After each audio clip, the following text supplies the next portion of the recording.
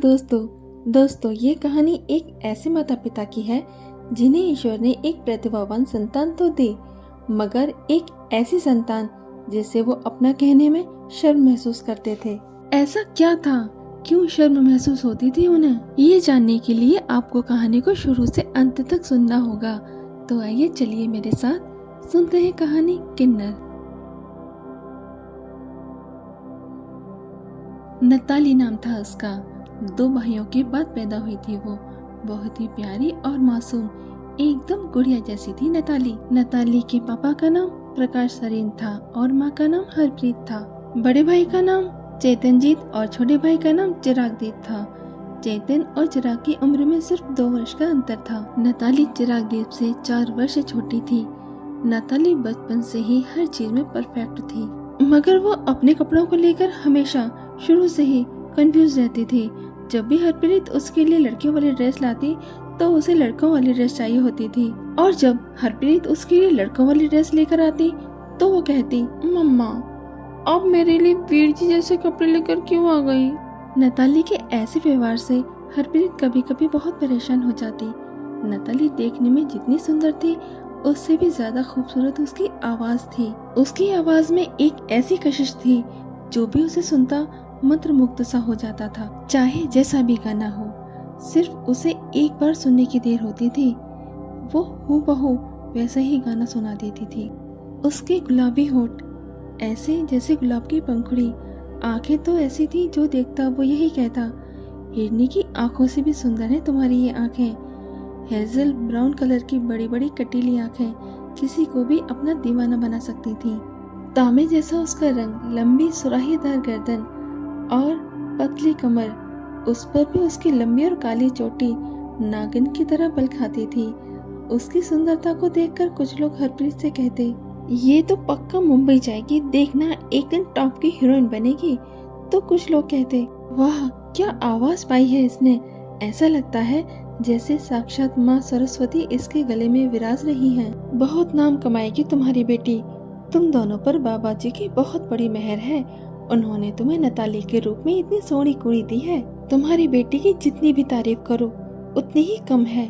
ऐसा क्या था जिसमें वो परफेक्ट न हो?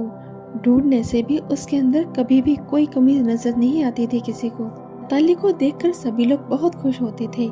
वहीं कुछ लोग ऐसे भी थे जो मन ही मन हरप्रीत और प्रकाश की किस्मत को कोसते थे। वो लोग कहते, भगवान जाने ऐसा कौन सा पुण्य किया है इन दोनों ने, कितनी अच्छी किस्मत है इनकी, कितनी सुंदर बेटी दी है भगवान ने इन्हें। ऐसा लगता है सारी कृपा इन्हीं लोगों पर बरसा दी भगवान जी ने। अरे हम लोग क्या अच्छे काम नहीं करते? हम भी तो कितनी पूजा पाठ करते हैं, पता नहीं हमारी किस्मत इनकी जैसी क्यों नहीं है। एक औलाद तो ढंग की होती हमारी तो हमें भी थोड़ी तसल्ली हो जाती कि भगवान की निगाह हम पर भी सीधी है। नताली की ग्रेजुएशन कंप्लीट हो गई थी। उसने प्रकाश से कहा, पापा जी मुझे अभी और पढ़ना है। उसकी बात सुनकर प्रकाश सोच में पड़ गया। उसने नताली को कोई जवाब नहीं दिया। कारण था उसके अपने रिश्तेदार जो आए दिन उसे याद दिलाते रहते थे, नताली अब बड़ी हो गई है, उसके लिए कोई अच्छा सा लड़का देखो। ऐसा कोई भी दिन नहीं जाता था जिसे नताली के लिए रिश्ता ना आता हो, मगर प्रकाश और हरप्रीत हर रिश्ते को साफ मना कर दिया करते थे। अपनी आगे की पढ़ाई की इच्छा को उसने हरप्रीत से भी कहा। हरप्रीत ने उसे बहुत प्यार से समझा दिया कि अब बस जितना पढ़ना था पढ़ ली, इससे ज्यादा की जरूरत नहीं है तुम्हें। बेचारी नताली मन मार कर रह गई। पढ़ाई की तो वो समझ गई थी कि इस छोटे से शहर में रहकर वो कुछ नहीं कर पाएगी और शहर से बाहर उसे कोई जाने नहीं देगा। बचपन से ही हरप्रीत ने उसे कभी भी अकेला नहीं छोड़ा था, हमेशा उसकी परछाई बनकर उसके साथ चली थी। यहाँ तक कि हरप्रीत ने उसे सख्त हिदायत दे रखी थी कि तू कहीं भी अकेले में किसी से कोई बात नहीं करेगी। नताली को सबसे बातें करना, उनके पास बैठकर उनसे हंसी मजाक करना बहुत अच्छा लगता था, मगर हरप्रीत उसे हमेशा किसी न किसी काम में उलझाए रखती थी। नताली के दोनों भाइयों की शादी हो गई थी। अपनी दोनों भाभियों के पास बैठकर वो 2 पल भी सुकून से बातें नहीं कर सकती थी। हरप्रीत उसे जाने ही नहीं देती थी। कभी कभी नताली इस बात को लेकर उसे शिकायत भी करती थी, मम्मा आप मुझे बाहर तो किसी से मिलने नहीं देती हो, मगर घर में बरजाई से भी बात नहीं करने देती हो। ऐसा क्यों करती हो मम्मा आप? मम्मा, सभी लोग मेरी कितनी तारीफ करते हैं, कहते हैं नताली कितना अच्छा गाती है। मम्मा, अगर आप नहीं चाहती हो कि मैं किसी से बातें करूं तो ठीक है, नहीं करूंगी मैं आज से किसी से भी बात। लेकिन मम्मा, क्या आप मेरी एक इच्छा पूरी कर सकते हो? मम्मा, सभी को मेरा गाना कितना अच्छा लगता है। सब कहते हैं मेरी आवाज़ बहुत अच्छी है। मम्मा, मैं भी सिंगिंग कंपटीशन में जाना चाहती हूँ। मैं आपसे प्रॉमिस करती हूँ वहाँ से मैं जीत कर ही आऊँगी। प्लीज़ जाने दो ना मम्मा, प्लीज़ मेरी प्यारी मम्मा, जाने दो ना प्लीज़। नताली हरप्रीत का हाथ पकड़कर किसी छोटे से बच्ची की तरह जिद करने लगी। अचानक हरप्रीत ने उसका हाथ झटकते हुए कहा, कहीं नहीं जाएगी तू, समझी? दिन में सपने देखना बंद कर। बाहर के लोगों से नताली को जितना अपनापन और प्यार मिलता था, उतना ही उसे अपने परिवार में परायापन महसूस होता था। उसे समझ नहीं आता था कि उसके अंदर ऐसी कौन सी कमी है जो उसके माँ बाप उसके साथ ऐसा व्यवहार करते हैं। एक दिन जब उससे रहा नहीं गया तो उसने हरप्रीत से पूछ ही लिया, मम्मा, क्या मैं आपकी सगी बेटी नहीं हूँ? हरप्रीत ने कहा, ये तो कैसी बहकी बहकी बातें कर रही है, तुझे किसने बोला ये सब? नताली ने कहा, किसी ने भी नहीं बोला मम्मा, बस मैंने ऐसे ही पूछ लिया। मुझे ऐसा लगता है जैसे आप लोग मुझे पसंद नहीं करते। बाहर तो सब लोग मुझे बोलते हैं कि तू बाबा जी का बहुत बड़ा आशीर्वाद है, मगर जब मैं आप लोगों का व्यवहार देखती हूँ तो ऐसा लगता है जैसे आप लोग मुझे झेल रहे हो। मम्मा, ऐसा लगता है मैं आपके लिए दुआ नहीं बद्दुआ हूँ। बोलो ना मम्मा, आज मुझे जवाब चाहिए। आप लोग मेरे साथ ऐसा व्यवहार क्यों करते हो? ऐसा मैंने क्या कर दिया जिसकी वजह से आप मुझसे अभी तक नाराज हो? नताली उससे सवाल पर सवाल किए जा रही थी और हरप्रीत किसी बेजान मूर्ति की तरह चुपचाप बैठी थी। हरप्रीत का दिमाग सुन्न सा हो गया था। क्या जवाब देती वो नताली के सवालों का? उससे कैसे कहे कि वो ना तो उसकी बेटी है और ना ही बेटा, और ना ही वो कोई बाबा जी का आशीर्वाद है। वो तो एक ऐसी बदुआ है जिससे उसके घर के मान सम्मान को ग्रहण लग चुका है। जिस दिन नताली की सच्चाई दुनिया के सामने आएगी, हे भगवान, उस दिन क्या होगा? हरप्रीत अपने विचारों के गहरे समुद्र में खो गई थी और नताली उसे जोर जोर से झकझोर रही थी। मम्मा, मम्मा, मम्मा, मम्मा, मम्मा, आप चुप क्यों हो? बोलो ना मम्मा, कुछ तो बोलो। हरप्रीत ने तो जैसे मौन धारण कर लिया था। वो कुछ भी बोल नहीं रही थी, बस आंखें फाड़ फाड़ कर लगातार नताली को देखे जा रही थी। तभी प्रकाश वहां आ गया। उसने नताली की सारी बातें सुन ली थी। अंदर आकर उसने नताली से कहा, तुम क्या सुनना चाहती हो? तुम्हारी माँ में इतनी हिम्मत नहीं है कि वो तुम्हें तुम्हारी सच्चाई बता सके। अरे, जो औरत आज तक खुद तुम्हारी सच्चाई स्वीकार नहीं कर पाई, वो तुमसे कैसे कह दे कि तुम। इतना बोलकर वो चुप हो गया। अब तो नताली के सब्र का बांध टूट चुका था। उसे अच्छी तरह से यकीन हो गया कि जरूर कोई बहुत बड़ी बात है जो ये लोग मुझसे छुपा रहे हैं। उसने प्रकाश का हाथ पकड़कर अपने सिर पर रखा और कहा, पापा जी, आपको रब्दा वास्ता, आपको सौं है मेरी, आज मुझसे आप कुछ भी नहीं छुपाएंगे। जो कुछ भी है, जैसी भी सच्चाई है मेरे बारे में, मुझे जाननी है पापा जी, बताइए पापा जी। प्रकाश ने धीरे से अपना हाथ नताली के हाथ से अलग किया। नीचे निगाह करके वो हरप्रीत के पास आया। उसने अपना हाथ हरप्रीत के कंधे पर रखते हुए कहा, प्रीत, हम कब तक इससे छुपाएंगे इसकी सच्चाई को? जो भी है, जैसी भी है, आखिर है तो हमारा ही अपना खून ना। उठ जा प्रीत, आज तुझे हिम्मत दिखानी होगी। ये जैसी भी है, इसमें इसका तो कोई दोष नहीं, रब की जैसी मर्जी। हम इसे कब तक अंधेरे में रखेंगे, कब तक इसे छुपाएंगे? उठ जा प्रीत, नताली के सभी सवालों का जवाब दे दे। उसे पूरा हक है अपनी सच्चाई जानने का। प्रकाश की बातें सुनकर नताली का दिल जोर जोर से धड़कने लगा था। उसे ऐसा लग रहा था जैसे उसके अंदर बैठकर कोई जोर जोर से नगाड़े बजा रहा है। प्रकाश ने हरप्रीत को समझाया, उसे बहुत हिम्मत दी और खुद आंखों में आंसू भरकर बाहर चला गया। हरप्रीत ने नताली को अपने पास बुलाकर बैठाया। सूनी आंखों से उसने नताली की तरफ देखते हुए उससे कहा, तू हमारी ही औलाद है, मगर क्या मम्मा, बताइए ना। नताली ने पूछा तो हरप्रीत ने कहा, तुझ में हिम्मत है अपनी सच्चाई जानने की। सच सुनकर तो खुद को संभाल पाएगी। नताली ने कहा, मम्मा संभाल तो मैं अब नहीं पा रही हूँ खुद को, सच्चाई जानने के बाद शायद संभाल सकूं। हरप्रीत उसे सीधे सीधे तो नहीं बता सकती थी, इसलिए उसने घुमा फिराकर बताना शुरू किया। उसने कहा, नताली तू हमेशा अपने कपड़ों को रहकर कंफ्यूज रहती थी। नताली ने कहा, इसमें कौन सी बड़ी बात है मामा, ज्यादातर बच्चों के साथ ऐसा होता है। हरप्रीत ने कहा, मैंने तुझे कभी भी कंजका पूजन का हिस्सा बनने नहीं दिया, क्योंकि कंजकों में छोटी छोटी कुड़ियां ही बिठाई जाती हैं। नताली, आज तू जवान हो चुकी है, क्या तूने कभी ध्यान दिया कि तेरी दोनों परजाइयों को हर महीने जो परेशानी होती है तुझे क्यों नहीं होती? और आज तक तेरे लिए जितने भी रिश्ते आए उन सब के लिए हम मना क्यों करते रहे? नताली आंखें फाड़कर सवालिया नजरों से उसकी तरफ देखने लगी। हरप्रीत ने बहुत हिम्मत बटोरकर कंपकंपाती आवाज में उससे कहा, इन सब बातों का मतलब जानती है तू? नहीं जानती ना? मैंने तुझे कंजका पानी क्यों नहीं दिया? क्यों क्यों क्योंकि तू कुड़ी नहीं है।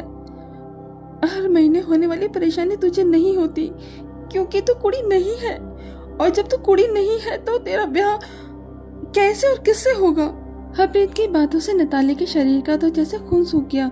वो बुरी तरह से कांप गई, उसकी आंखों से आंसू बहने लगे। वो बोलना तो चाह रही थी मगर उसके गले से आवाज नहीं निकल रही थी।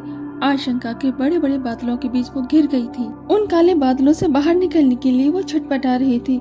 बहुत हिम्मत बटोरकर उसने पूछा, मम्मा अगर मैं कुड़ी नहीं तो फिर कौन हूँ मैं? क्या वजूद है मेरा मम्मा? हरप्रीत ने उसके दोनों कंधे पकड़कर उसे बैठाया और कहा, तेरी सच्चाई बहुत कड़वी है कुड़िए। तो वो है ना जो औरत होती है ना आदमी, तो वो है जिसके लिए ब्याह का कोई मतलब नहीं है। तो किन्नर है। किन्नर, ये शब्द सुनते ही नताली को ऐसा लगा जैसे आशंका के वो काले बादल जो उसे अब तक घेरे हुए थे अचानक से उसके सिर के ऊपर आकर बहुत जोर से फट पड़े हों। वो खुद को संभाल नहीं पाई और बेहोश होकर गिर पड़ी। आवाज सुनकर प्रकाश कमरे में आ गया। उसने नताली को उठाकर बेड पर लेटाया। ठंडे पानी के छींटे उसके मुंह पर लगाकर उसे होश में लाने की कोशिश करने लगा। बहुत कोशिश करने के बाद भी जब नताली को होश नहीं आया तो उसने हरप्रीत से कहा, इसे लेकर हमें डॉक्टर के पास जाना होगा, जल्दी चलो। हरप्रीत ने उसे रोकते हुए कहा, रुको, क्या कर रहे हो तुसी? सबनों बाहर क्या बोलोगे?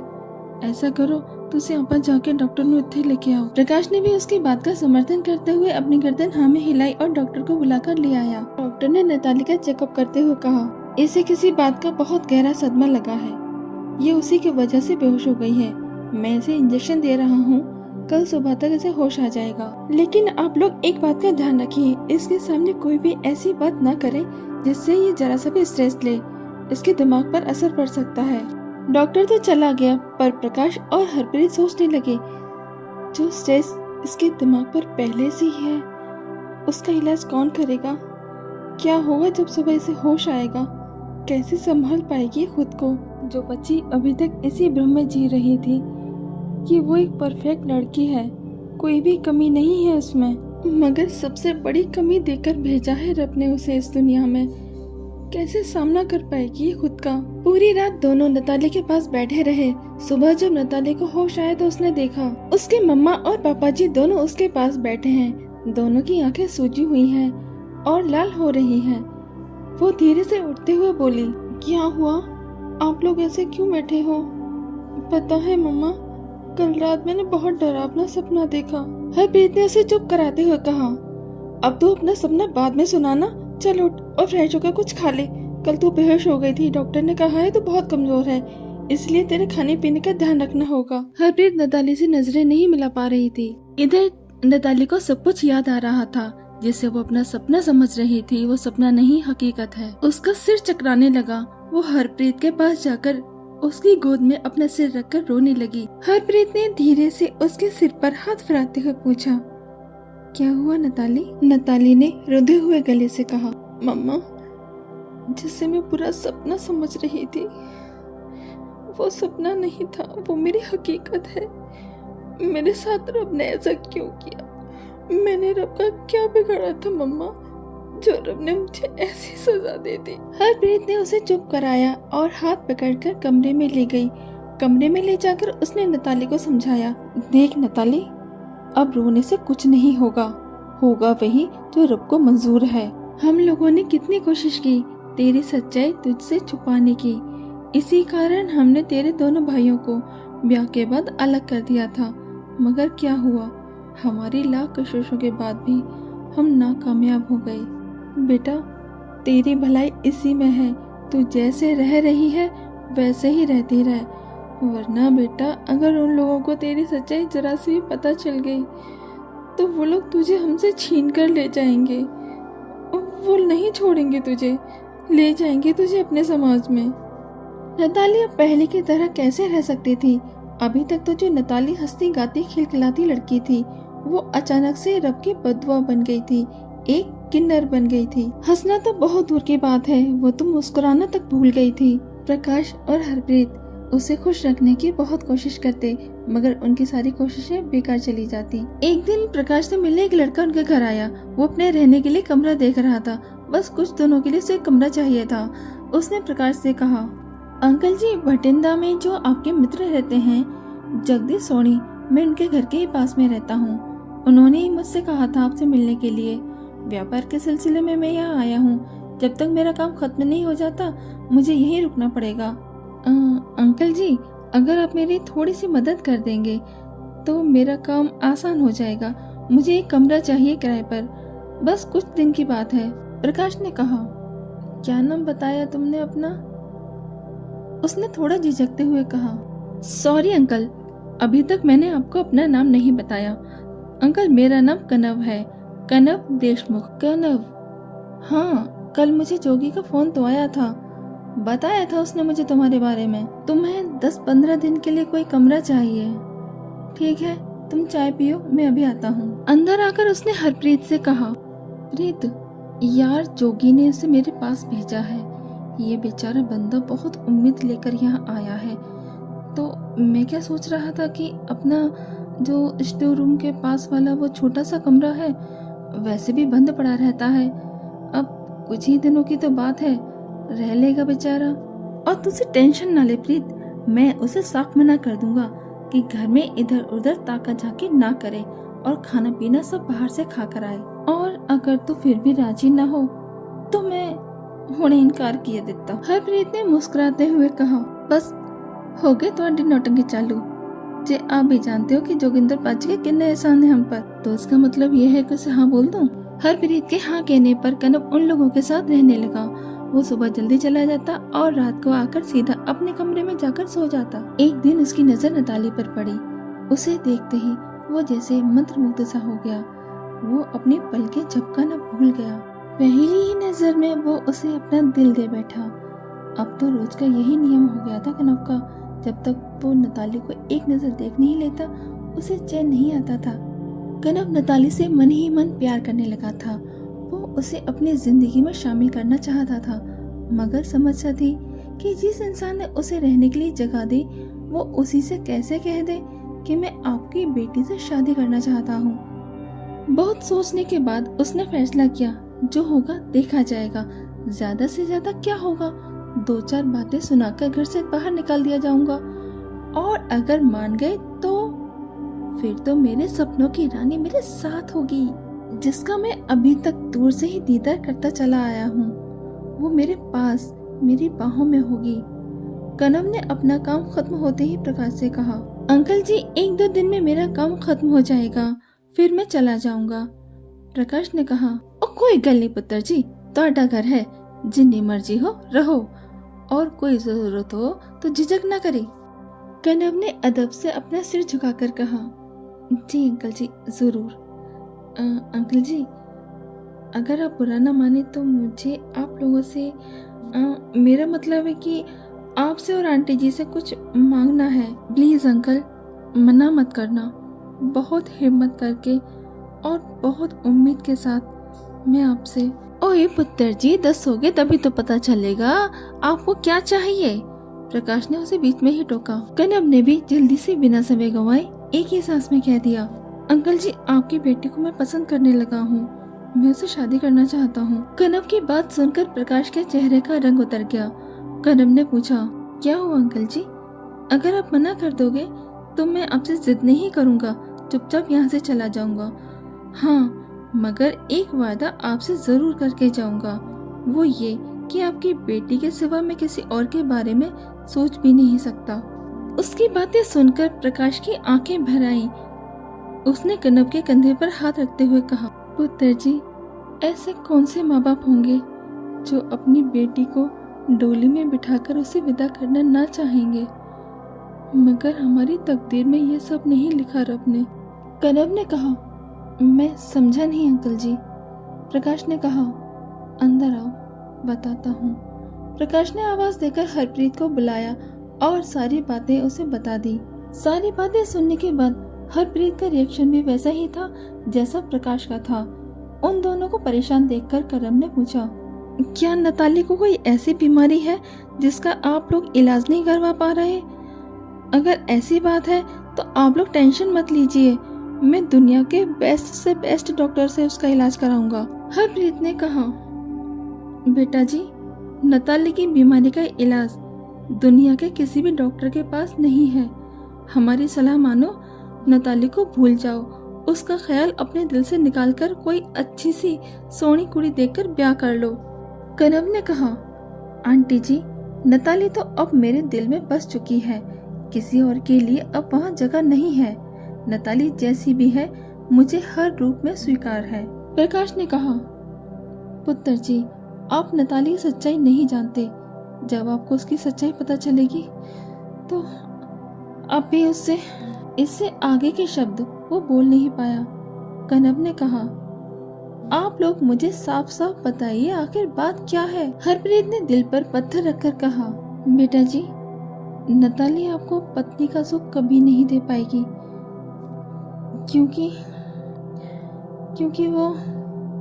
वो आप लोग ऐसे पहेलियां क्यों बुझा रहे हो? जो भी है उसे क्लियर क्यों नहीं कर देते? प्रकाश ने कनव का हाथ अपने सिर पर रखते हुए कहा, पुत्र जी, आपको सौंह है हमारी, ये बात यहाँ से बाहर नहीं जानी चाहिए। आप किसी को नहीं बताओगे। कनव ने प्रकाश के हाथ को अपने हाथ में रखते हुए कहा, मैं प्रॉमिस करता हूँ आप दोनों से यहाँ जो भी बात होगी वो मरते दम तक मेरे सीने में दफन रहेगी। मैं विश्वास दिलाता हूँ आपको। अब बताइए क्या बात है? प्रकाश ने अपनी निगाह नीचे करते हुए कहा, नताली सामान्य लड़की नहीं है, वो किन्नर है। प्रकाश ने लंबी सांस छोड़ते हुए अपना चेहरा दोनों हाथों से ढक लिया। कनव को चुप देखकर हरप्रीत ने कहा, हमने बोला था ना बेटा जी, नताली की सच्चाई जानने के बाद आप अपना फैसला बदल दोगे। कनव ने हरप्रीत की आंखों में झांकते हुए कहा, आपसे किसने कहा आंटी जी मैं अपना फैसला बदल रहा हूँ? नताली जैसी भी है उसमें उसका तो कोई दोष नहीं है। मैंने उसके शरीर को देखकर उसे प्यार नहीं किया, मुझे प्यार है उसकी भोली सी मुस्कान से, उसके गुणों से, उसकी मीठी आवाज से। मुझे प्यार है उसकी झील से, गहरी आंखों से जिनमें न जाने कितने सपने बसे हैं। मुझे प्यार है उसकी शालीनता से। क्या इतना काफी नहीं है? और रही बात बच्चे की, तो न जाने कितने बच्चे अनाथ घूम रहे हैं। इसी बहाने किसी एक बच्चे का भला भी हो जाएगा।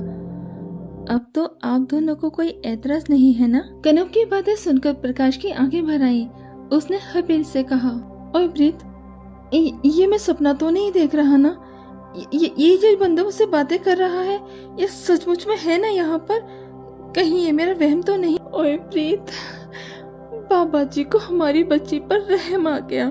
तभी कनव ने प्रकाश का हाथ अपने गाल से छुलाकर कहा, अंकल जी आप कोई सपना नहीं देख रहे, ये सब सच है। हरप्रीत ने कहा, बेटा जी हम आपकी भावनाओं की कद्र करते हैं, मगर आपके घर वाले, उन्हें क्या बताओगे आप? ऐसे बेमिल रिश्ते के लिए वो कभी भी राजी नहीं होंगे। कनव ने कहा, उसकी चिंता आप मत कीजिए आंटी जी, वो मुझ पर छोड़ दीजिए। मुझे पता है किससे क्या और कितना कहना है। और फिर कमी क्या है नताली में? अच्छा अभी मुझे बताइए, आज तक किसी ने भी ये बोला आपको आकर कि ये किसी भी एंगल से लड़की नहीं लगती। मेरे घर वालों को जो गुण चाहिए अपनी बहू में, वो सारे गुण नताली में हैं। और क्या चाहिए। कनव ने प्रकाश और हरप्रीत को मना लिया था शादी के लिए। जल्दी ही कनव और नताली की शादी हो गई। कनव का भरा पूरा परिवार था, सभी लोग साथ में रहते थे।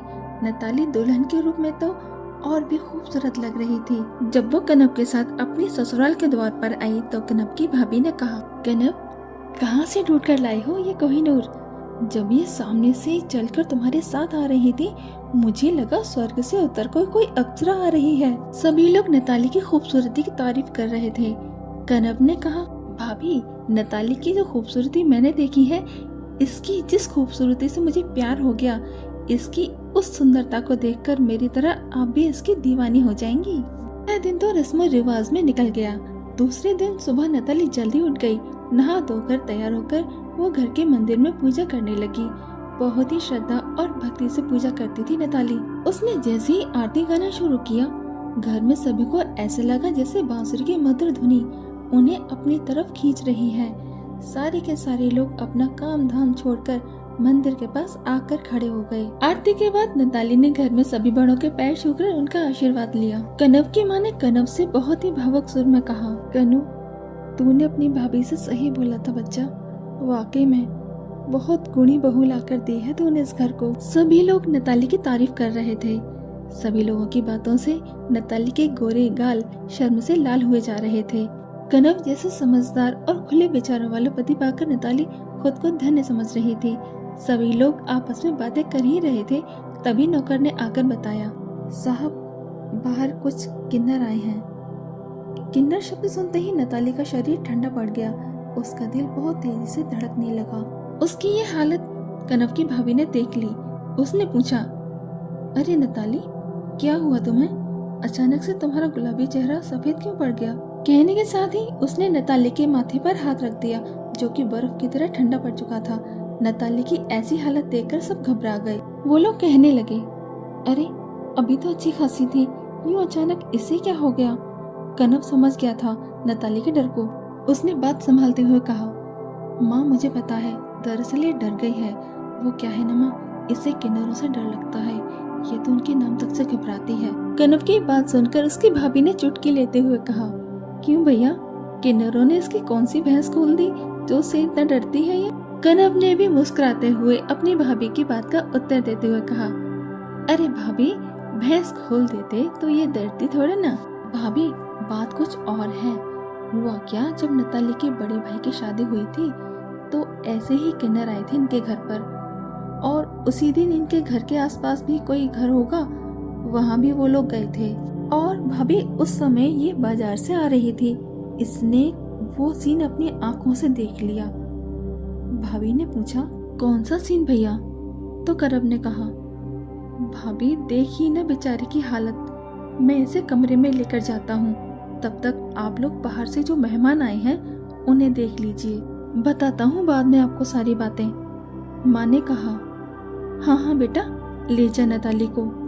कनव नताली को कमरे में लेकर आ गया। उसने बहुत प्यार से नताली के सिर पर हाथ फिराते हुए कहा, नताली इस घर में तुम मेरी जिम्मेदारी हो, मैं तुम पर कोई भी आँच आने नहीं दूंगा।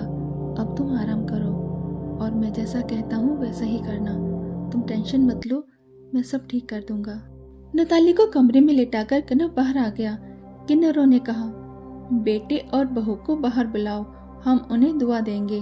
तभी कनव ने कहा, बेटा तो आपके सामने हाजिर है, मगर बहू तो अभी नहीं आ सकती।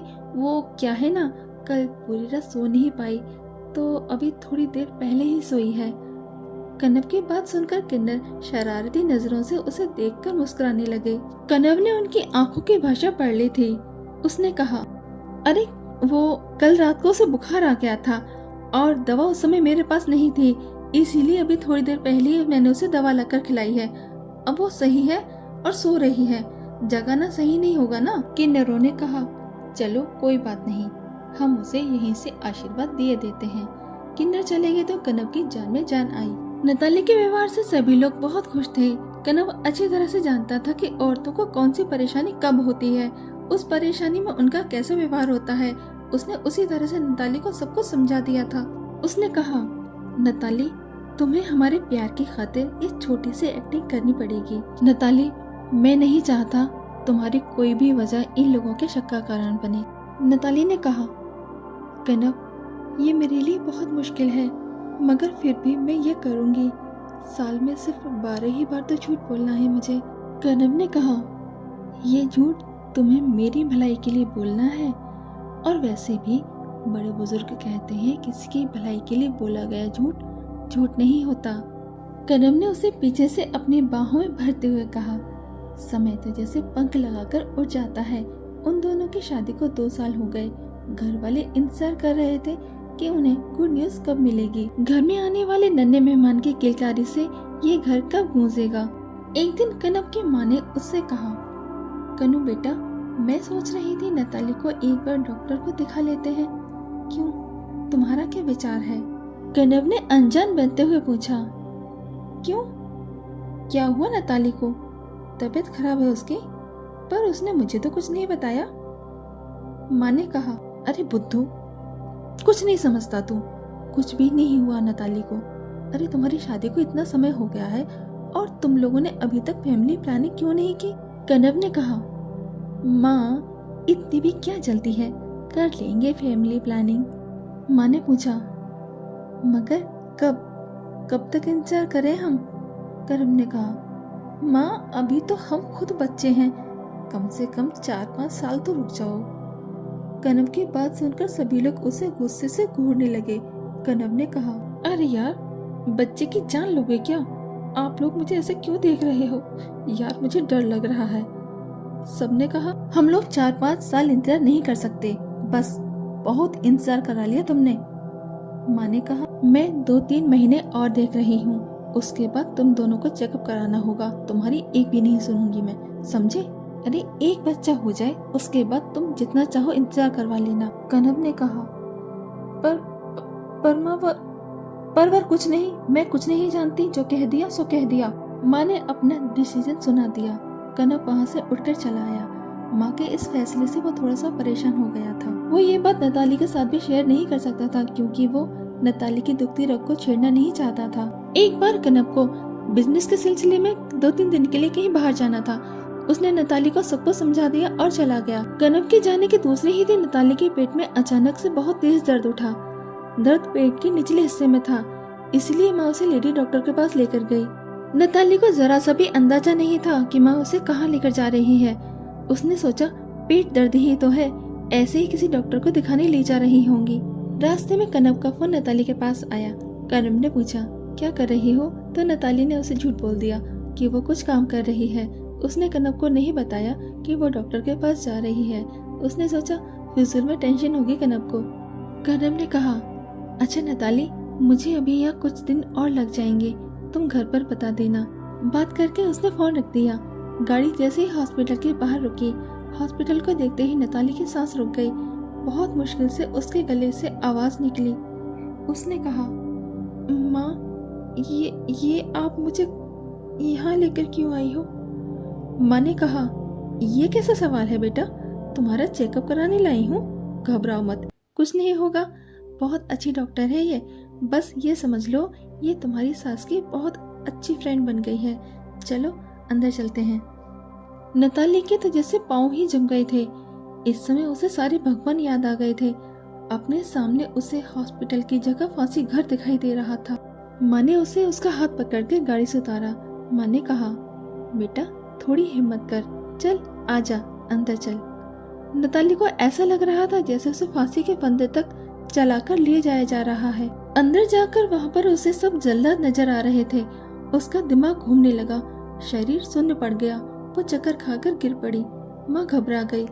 नताली को उठाकर डॉक्टर के केबिन में ले जाया गया। नताली बेहोश थी। डॉक्टर ने नताली का चेकअप किया। चेकअप करते ही डॉक्टर के चेहरे का रंग उड़ गया। डॉक्टर को ऐसे देखकर माँ ने पूछा, क्या हुआ डॉक्टर, कोई टेंशन वाली बात है क्या? डॉक्टर ने अपनी आईब्रो को उंगली से सहलाते हुए कहा, देखिए, आपसे मेरे ड्रम्स घर जैसे हैं, इसलिए मैं आपसे क्या बताऊं। डॉक्टर चुप हो गई। माँ ने कहा, क्या हुआ, अब चुप क्यों हो गई, बताइए ना क्या बात है। डॉक्टर ने कहा, अब मैं आपको क्या कहूँ, खैर चलिए, मुझे आपसे अकेले में बात करनी है। आइए अंदर चलिए, अंदर चल के बात करते हैं। नताली को होश में आने में भी कुछ घंटे लगेंगे। मैंने उसे नींद का इंजेक्शन दे दिया है। अंदर जाकर डॉक्टर ने पूछा, क्या ये शादी आपकी मर्जी से हुई थी? आपने पता किया था लड़की के बारे में शादी से पहले? माँ ने कहा, आखिर हुआ क्या है? लड़की मेरे बेटे ने पसंद की थी। उसी ने कहा था कि वो इसी से शादी करेगा, वरना वो शादी ही नहीं करेगा। और फिर नताली भी हमें पसंद आ गई थी। डॉक्टर ने कहा, शायद आप अपनी बहू की सच्चाई नहीं जानती। सच्चाई? कैसी सच्चाई? माँ ने गंभीर होते हुए पूछा। तो डॉक्टर ने कहा, सच्चाई यह है कि आपकी बहू, कैसे कहूँ, आपकी बहू एक किन्नर है। क्या? कनव की माँ का मुंह खुला का खुला रह गया।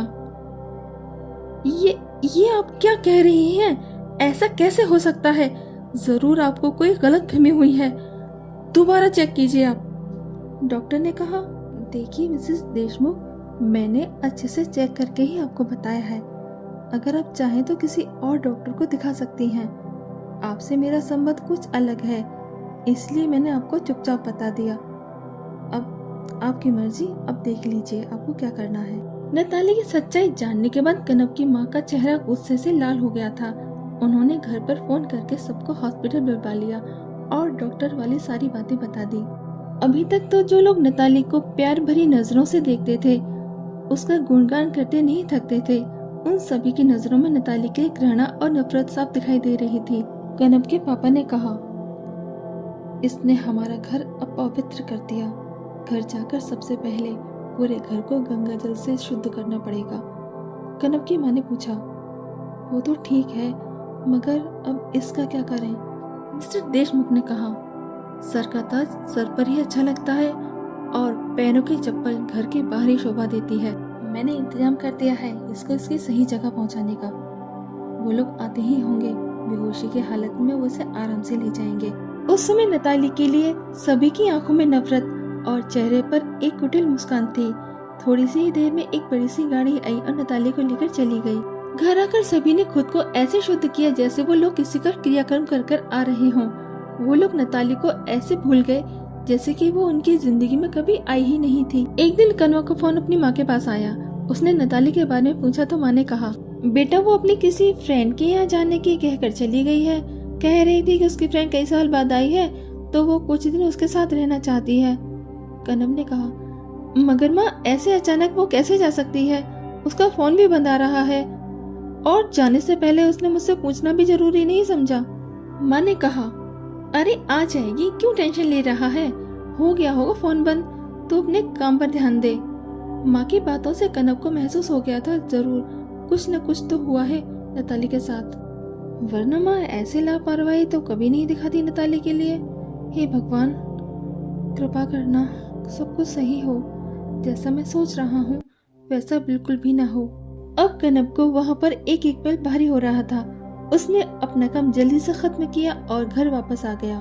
घर आते ही उसने सबसे एक ही सवाल किया, नताली कहाँ है? मैं उसे आप सभी के भरोसे छोड़ कर गया था, बताइए कहाँ है मेरी नताली? कनव चीख चीख कर सबसे पूछता रहा, मगर किसी ने भी उसकी बात का कोई भी जवाब नहीं दिया। परेशान होकर वो अपने कमरे में आ गया और नताली के फोटो को सीने से लगाकर रोने लगा। तभी कनव का छोटा सा भतीजा उसके पास आया और बोला, चाचू मैं बताऊं चाची कहाँ है? कनव ने उसे दोनों कंधों से पकड़ के पूछा, अक्कू तू जानता है कहाँ है नताली? तो तू जल्दी बता मुझे। चाचू उस दिन चाची के पेट में दर्द था, इसीलिए दादी उन्हें दवा दिलाने ले गई थी, मगर जब वो लोग वापस आए तो चाची उनके साथ नहीं आई थी। दादी ने कहा कि वो वहीं डॉक्टर के पास हैं। चाचू आप जल्दी से जाकर डॉक्टर के पास से चाची को ले आओ ना। कनव ने उसे गोद में लेकर चूमते हुए कहा, थैंक यू अक्कू, मैं तेरी चाची को जरूर लेकर आऊंगा। कनव को पता था माँ नताली को किस डॉक्टर के पास लेकर गई होगी। वो सीधा वहीं पहुंचा। कनव डायरेक्ट डॉक्टर के केबिन में घुस गया। कनव को इस तरह से अपने सामने देखकर डॉक्टर समझ गई। यहाँ अगर कनव की जगह कोई और होता तो शायद डॉक्टर उसे अभी तक वहाँ से बाहर निकलवा चुकी होती। मगर कनब के साथ डॉक्टर ने ऐसा नहीं किया। डॉक्टर ने कनब से कहा, तुम वहाँ रूम में वेट करो, मैं 2 मिनट में आती हूँ। रूम में आते ही डॉक्टर ने कनब से कहा, देखो कनब, मैं एक डॉक्टर हूँ और डॉक्टर होने के नाते मैंने तुम्हारी मॉम से सिर्फ सच्चाई बताई थी।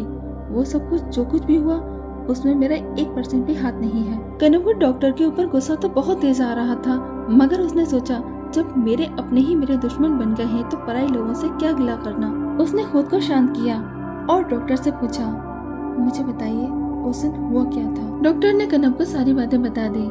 कनब ने कहा, मुझे आपके हॉस्पिटल का सीसी कैमरा चेक करना है, मुझे गाड़ी का नंबर चाहिए। कनब ने हॉस्पिटल के सीसी कैमरे की रिकॉर्डिंग चेक की। उसने देखा कि कैसे वो उसकी बेहोश नताली को गाड़ी में डालकर लिए जा रहे हैं। उसने गाड़ी का नंबर नोट किया और वहाँ से चला आया। उधर वो लोग नताली को बेहोशी की हालत में अपने इलाके में लेकर आ गए थे। वहाँ पहुँचने के कुछ देर बाद उसे होश आया तो उसने खुद को चारों तरफ से एक अजीब से औरतों से घिरा पाया। सभी औरतें उसे देखकर हंस हंस कर अजीब ढंग से ताली बजा रही थी। तभी वहाँ पर एक औरत आई जो उन सबके सरदार थे। उसने सबको वहाँ से जाने के लिए बोला और नताली से कहा, क्या सोच रही है, यही ना कि तू यहाँ कैसे आई? तेरे ससुराल वालों ने ही तुझे यहाँ पहुँचाया है। बहुत पुण्य का काम किया है उन्होंने, भगवान उन्हें सलामत रखे। नताली ने कहा, कौन है आप लोग? मैं आपको नहीं जानती, चलिए हटिए, जाने दीजिए मुझे यहाँ से, मैं एक पल के लिए भी यहाँ नहीं रुक सकती। सरदार ने कहा, अच्छा कहाँ जाएगी तू यहाँ से निकलकर? तेरे घर वालों ने ही तो तुझे निकाला है अपने घर से। देख बीबी, हमारी बात प्यार से मान ले, हम जैसे लोगों का कोई भी माँ बाप, भाई बहन, पति, घरवार कुछ नहीं होता। ये समाज हमें इज्जत की नजरों से नहीं देखता। अब तू यही रहे, इसी को अपना घर समझ, यहाँ रह ले और बना ले जितने रिश्ते बनाने हैं हम लोगों से। और देख बीबी, रही बात यहाँ से जाने की, तो तेरी परछाई भी यहाँ से बाहर नहीं जा सकती बिना मेरी मर्जी के। नताली ने खाना पीना सब छोड़ दिया था, मगर कोई भी इंसान कब तक भूखा रह सकता है। एक दिन सभी लोग नताली के सामने बैठकर हंसी मजाक करते हुए खाना खा रहे थे। नताली उन लोगों को खाना खाते हुए बहुत गौर से देख रही थी। तभी अचानक से वो उठी और एक किन्नर की थाली से खाना खाने लगी। ये देखकर सभी लोग जोर जोर से अजीब सी आवाजें निकालते हुए बोले, आह वाह, आखिरकार तो हमारी हो ही गई, तू शामिल हो गई हमारे समाज में। मगर उन सब की बातों का नताली पर कोई भी असर नहीं था। इस समय तो उसे सिर्फ खाना दिखाई दे रहा था। वो तो लगभग टूट पड़ी थी खाने पर। मगर जब उसकी भूख शांत हुई तब उसने अपने आसपास नजरें उठाकर देखा। सभी लोग खुश होकर उसे देख रहे थे।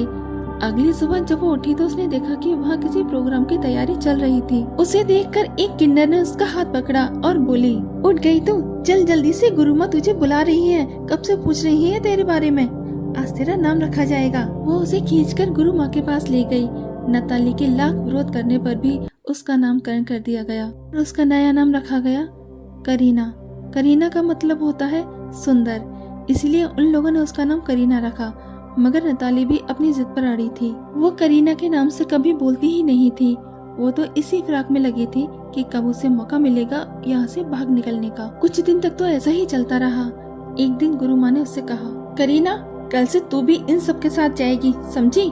बहुत दिन हो गए तुझे मुफ्त की रोटियां तोड़ते हुए। यहाँ का नियम है, जो कमाएगा वो खाएगा। गुरु माँ की बात सुनकर नताली ने भी 2 टूक में बोल दिया, तुम लोग कुछ भी कर लो, मैं ये काम बिल्कुल भी नहीं करूँगी। मैं पढ़ी लिखी हूँ, कहीं भी नौकरी करके पैसे कमा लूंगी, मगर तुम्हारी तरह घर घर जाकर ताली पीट पीट कर पैसे कमाऊं, मैं ऐसा बिल्कुल नहीं करूँगी।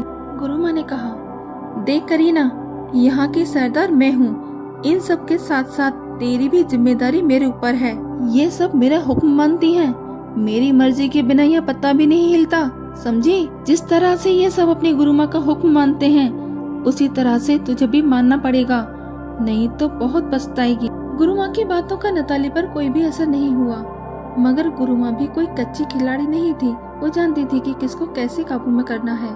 उन्होंने हर वो चीज जिसे नताली इस्तेमाल करती थी बंद करवा दी। जैसे किचन में ताला डाल दिया गया, जिससे नताली को खाना तो दूर पानी भी नहीं मिल रहा था पीने के लिए। घर में 2 बाथरूम थे, दोनों पर ताला डाल दिया गया। नताली जहाँ सोती थी उस कमरे की लाइट का कनेक्शन काट दिया गया। उसके पहनने के कपड़े जो उन्होंने ही दिए थे वो वापस ले लिए गए। ऐसे में कोई कितने दिन गुजारा कर सकता है। और फिर नताली ने सोचा, जब तक मैं यहाँ से बाहर नहीं निकलूंगी तब तक कुछ नहीं कर पाऊंगी। अपनी आजादी के लिए मुझे इन लोगों के साथ जाना ही होगा, तभी मैं कुछ प्लानिंग कर पाऊंगी। उसने बहुत ही नाटकीय अंदाज में सरदार यानी गुरुमा से माफी मांगते हुए कहा, मुझे माफ कर दो गुरुमा, आपने सही कहा था, मेरे लिए सही जगह यही है, आप लोग ही मेरे अपने हो। यहाँ से जाऊंगी भी तो कहाँ जाऊंगी, कौन मुझे अपनाएगा, कहाँ रहूंगी मैं। गुरुमा ने प्यार से उसके सिर पर हाथ रखते हुए कहा, यही बात तो हम लोग तुझे कब से समझा रहे हैं, तू नहीं जानती, माता रानी ने तुझे बहुत अच्छा गला दिया है। अब तू कल से जाएगी ना इनके साथ। नताली ने कहा, गुरुमा मुझे आप लोगों की तरह व्यवहार करना नहीं आता, तो मैं वहाँ जाकर क्या करूँगी, कैसे करूँगी। गुरुमा ने कहा, चिंता मत कर, धीरे धीरे सब सीख जाएगी। फिलहाल तो तू बस अपनी सुरीली आवाज में गाना गा देना, नाचने के लिए तो ये अनारकली है ना। कुछ दिन इन लोगों के साथ आएगी जाएगी, इनके साथ रहेगी, सब सीख जाएगी। ये लोग तुझे परफेक्ट कर देंगे। और हाँ, एक बात और सुन ले, तूने उस दिन कहा था ना कि तू पढ़ी लिखी है, नौकरी कर सकती है, तो बेटा ये सब भी अंगूठा छाप नहीं है, सब पढ़ी लिखी है। मगर बेटा ये जालिम दुनिया वाले हमें अपने बराबर खड़ा नहीं देख सकते, समझी। अब जा, ये ले चाबी, जाकर तैयार हो जा, आज हम सब साथ में खाना खाएंगे, ठीक है। उधर कनब ने धीरे धीरे सब पता कर लिया था। दरअसल हुआ यूं, जिस गाड़ी से नताली को ले जाया गया था उस गाड़ी का नंबर तो उसके पास था ही। उसने सब पता कर लिया, गाड़ी का मालिक कौन है और गाड़ी कहाँ की है। नताली को ढूंढते समय कनब की मुलाकात एक किन्नर से हुई। कनब ने उस किन्नर को अपने और नताली के बारे में सब कुछ बताया। कनब उस किन्नर के पैरों पर गिर पड़ा। उसने कहा, प्लीज आप मेरी नताली को ढूंढने में मेरी हेल्प कर दीजिए, मैं अपनी नताली के बिना जिंदा नहीं रह पाऊंगा। उस किन्नर ने कनब को उठाते हुए कहा, अरे रे ये तुम क्या कर रहे हो, उठो पहले। और एक बात बताओ, एक आम इंसान का एक किन्नर से क्या लेना देना? तुम एक किन्नर के पीछे दीवानों की तरह क्यों पड़े हो? उससे तुम्हें कुछ नहीं मिलेगा। जाओ जाकर किसी अच्छी सी लड़की से शादी कर लो। बाबू, हम किन्नरों की किस्मत में प्यार व्यार नाम की कोई चीज नहीं होती। हमारी किस्मत में तो ये 4 दिन की चांदनी होती है। तुम्हारा भी जिस दिन मन भर जाएगा उससे, तुम उसे दूध में से मक्खी की तरह निकाल कर फेंक दोगे।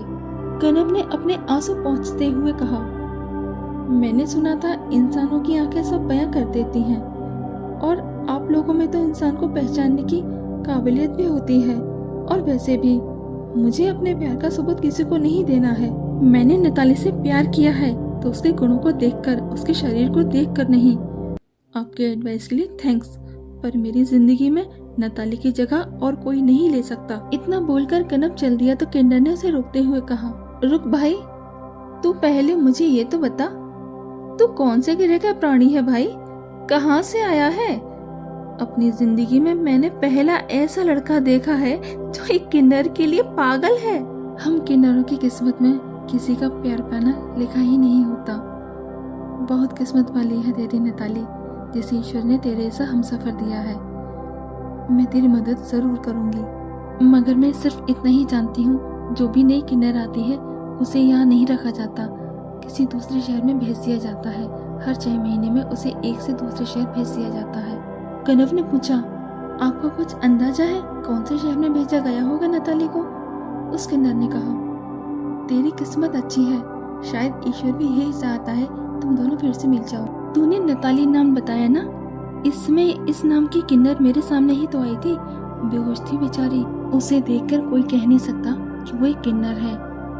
उसे यहाँ से अहमदाबाद भेजा गया है। अब आगे तेरी किस्मत है, वो अभी तक वहीं है या वहाँ से कहीं और भेज दिया गया, अब ये तुझे देखना है। अब जा, जल्दी ढूंढ ले अपनी नताली को। और सुन, एक बात का ध्यान रखना, तेरे मेरे बीच में जो भी बात हुई है उसे भूल जाना, वरना अगर किसी को भी पता चल गया ना कि मैंने तुम्हें नताली के बारे में जानकारी दी है तो वो लोग मुझे जिंदा नहीं छोड़ेंगे। कनब ने कहा, टेंशन मत लो आपने मेरी इतनी हेल्प की है, मैं आप पर कोई आँचाने नहीं दूंगा, और मैं तो आपको जानता भी नहीं हूँ। अब से एक दूसरे के लिए हम अजनबी हैं। उस किन्नर को थैंक्स बोलकर कनब सीधा अहमदाबाद के लिए निकल गया। घर में उसने सबको ये कहा कि उसे नताली को ढूंढने इंदौर जाना है और फिर अगर जरूरत पड़ी तो कहीं और भी जा सकता है, इसलिए मेरे आने का वेट मत करना। अहमदाबाद में उसने एक कमरा ऐसी जगह पर लिया जो बिल्कुल एकांत में था। बहुत शांति थी वहाँ पर। उसने अपने फोन की सिम भी चेंज कर ली थी। उसने एक बार भी ये नहीं सोचा कि अगर कोई उसे फोन करेगा तो कहाँ करेगा। इस समय तो उसे बस नताली की टेंशन हो रही थी। इतने बड़े शहर में वो उसे कैसे ढूंढे, उसके पास ज्यादा टाइम भी तो नहीं था। वो सोच रहा था, उस किन्नर ने कहा था 6 महीने बाद जगह बदल दी जाती है। 3 महीने तो निकल चुके हैं, अब सिर्फ 3 महीने ही बचे हैं। क्या करूं जिससे जल्दी से जल्दी नताली तक पहुंच सकूं। तभी उसके दिमाग की बत्ती जली। सबसे पहले उसने पता किया कि शहर के अधिकतर मैरिज होम कहाँ पर हैं। इसके लिए उसने अपने साथ एक ऐसे आदमी को मिला लिया जो फ्री रहता था। फ्री मतलब उसके पास टाइम ही टाइम था। उसे तो सिर्फ रात को 2 पैग चाहिए होते थे। पैग लगाकर रात को मस्त सो जाता था। वो कनव को सारी जानकारी देता था कि आज कहाँ शादी है। कनव वहीं पहुँच जाता था। रात से सुबह सबके जाने तक वो वहीं इंतजार करता था। किन्नर तो आते, मगर उनमें उसकी नताली नहीं होती थी। कनव के हाथ से समय रेत की तरफ फिसलता जा रहा था। उसके पास सिर्फ 15 दिन शेष बचे थे और नताली का कहीं नामो निशान नहीं मिल रहा था। एक दिन वो बहुत मायूस होकर माता रानी के मंदिर में जाकर बैठ गया। सुबह से शाम तक और फिर शाम से रात हो गई, लेकिन कनव माता रानी के सामने हाथ जोड़े बैठा रहा। उसकी आंखों से लगातार आंसू बह रहे थे। आते जाते लोग उसे देखकर एक दूसरे से पूछते, मगर किसी को कुछ पता हो तभी तो कोई बताए। मंदिर के पुजारी जी सुबह से उसे देख रहे थे। रात को विश्राम के समय पुजारी जी ने कनव से पूछा, दीकरा तुम मामलो छे? कनव की समझ में नहीं आया पुजारी जी क्या बोल रहे हैं। उसने पूछा, बाबा आपने अभी जो भी कहा मुझे वो समझ में नहीं आया। अगर आपको हिंदी आती हो या फिर इंग्लिश आती हो तो। पुजारी जी ने हंसते हुए कहा, दीकरा मतलब बेटा। मैंने पूछा, बेटा क्या बात है? कनव आंखों में आंसू भरकर पुजारी जी को देखने लगा। पुजारी जी ने उसे वहां से उठाया और अंदर ले आए। पुजारी जी ने पूछा, अब बताओ ऐसी कौन सी परेशानी है जो तुम्हें परेशान कर रही है? तुमने इस माँ से लगन लगाई है। ये माँ है, अपने बच्चों के सारे संकट हर लेती है। अगर तुम चाहो तो अपनी परेशानी, अपना दुख मेरे साथ बांट सकते हो सकता है मैं तुम्हारी कोई मदद कर सकूं। कनव ने कहा, क्या बताऊं बाबा, मेरी तो किस्मत ही मुझसे रूठ गई है। ऐसा लगता है जैसे ये जिंदगी बोझ है जिससे मैं ढोए जा रहा हूँ। और फिर कनव ने शुरू से आखिर तक सारी बात पुजारी जी को बता दी। कनव की सारी बातें सुनकर पुजारी जी मुस्कुराने लगे। उन्हें मुस्कुराता हुआ देखकर कनव हैरानी से उनकी तरफ देखने लगा। पुजारी जी ने कहा, तुम सोच रहे होगे कि मैं रो रहा हूँ और ये बाबा हंस रहा है। ऐसा नहीं है, मैं तो ये सोचकर मुस्कुरा रहा हूँ कि माँ की महिमा भी कितनी महान है। माँ ने तुम्हें तुम्हारी मंजिल तक पहुँचाने का प्रबंध कर दिया है। तुम्हें क्या लगता है तुम यहाँ अपने आप ऐसे ही अपनी मर्जी से आए हो? अगर ऐसा था तो अभी तक तुम कहाँ थे, आए क्यों नहीं? कनव ने कहा, बाबा आप क्या बोल रहे हो, साफ साफ कहिए ना, मुझे कुछ समझ में नहीं आ रहा। पुजारी जी ने कहा, बेटा मैं तुम्हें बताना चाहता हूँ कि तुम यहाँ अपनी मर्जी से नहीं आए हो। तुम्हें माँ ने बुलाया है यहाँ पर तुम्हें रास्ता दिखाने के लिए। कल से नवरात्रे लग रहे हैं और यहाँ के सारे किन्नर सुबह 4 बजे माता रानी के दर्शन करने आते हैं। अगर तुम्हारी पत्नी अहमदाबाद में है तो वो कल जरूर आएगी, मगर बेटा तुम्हें बहुत सावधान रहना होगा।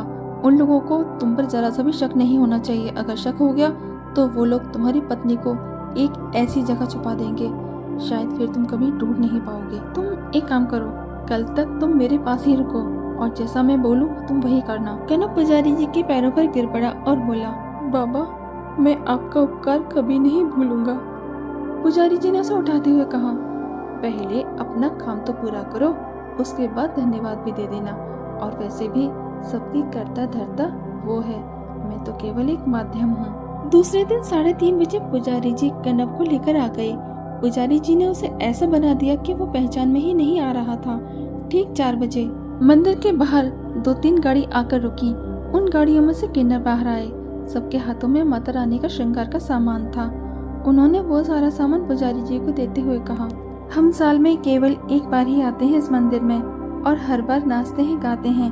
इस बार भी ऐसा ही करेंगे, मगर इस बार थोड़ा अलग होगा। पुजारी जी ने कहा, देखिए आप लोगों को जो भी करना है जल्दी कीजिए, क्योंकि आपको तो पता है ना 4:30 बजे के बाद और भी लोग हैं आप ही की तरह, वो भी आएंगे।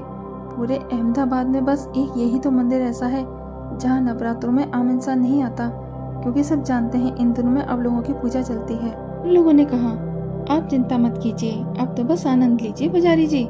इस बार हम मंदिर में ऐसा समा बांधेंगे, सब देखते रह जाएंगे। सभी किन्नरों ने अपनी अपनी पोजीशन ले ली।